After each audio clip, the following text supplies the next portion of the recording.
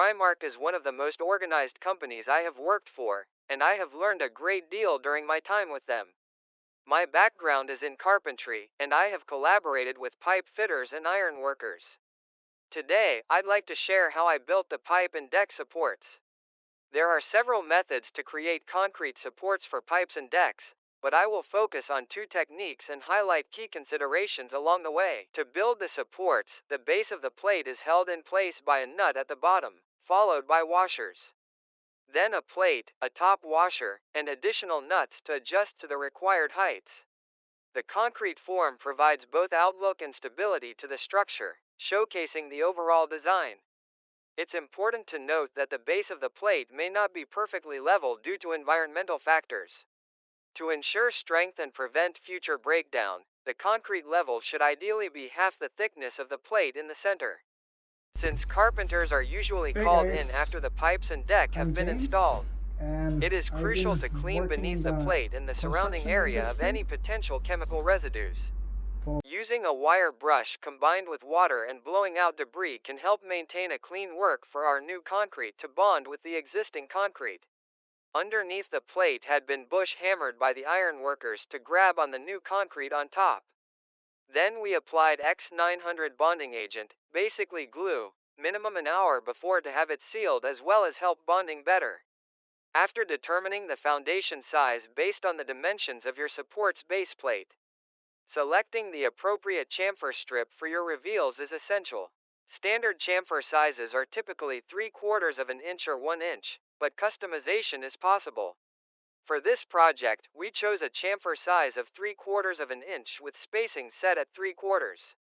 For example, if your base plate measures 12 inches, you would add 3 inches to both sides.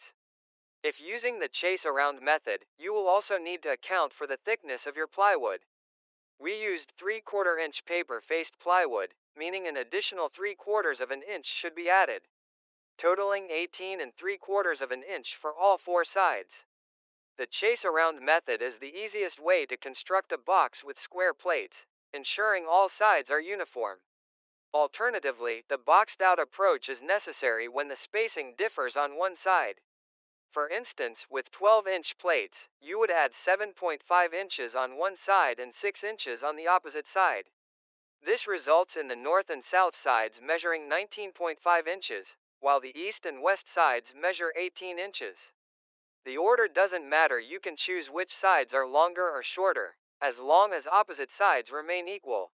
Once the box size is determined, measure the height at each of the four corners and take the highest measurement. Cut your material accordingly. Most of our box heights ranged from 3/4 of an inch to 2 7/8 inches. While the standard plywood size is 4 feet by 8 feet, you will need plywood pieces sized 19.5 inches by 18 inches. Therefore, measure and cut your plywood to 38 inches by 48 inches. Make a precise cut with a skilled saw, leaving 3/8 of an inch for error.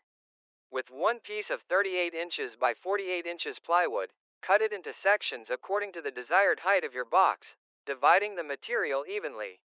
For example, if your box height is 2 inches, set the table saw guard at 2 inches and double check the distance to the guard from the front and back of the table saw for accuracy.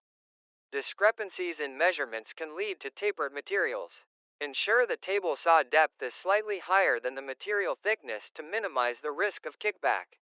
Take the time to verify material lengths and distances to prevent costly mistakes.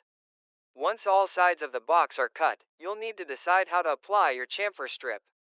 There are two options: you can place the chamfer with uprights in all four corners for a wall effect, or you can do it without uprights for a pointed chamfer around the edges. The choice is yours. What do you prefer? Last two pictures shows the form with four-sided blocked and the last one without four-side, pointy. Please come back here for more updates on my carpentry work.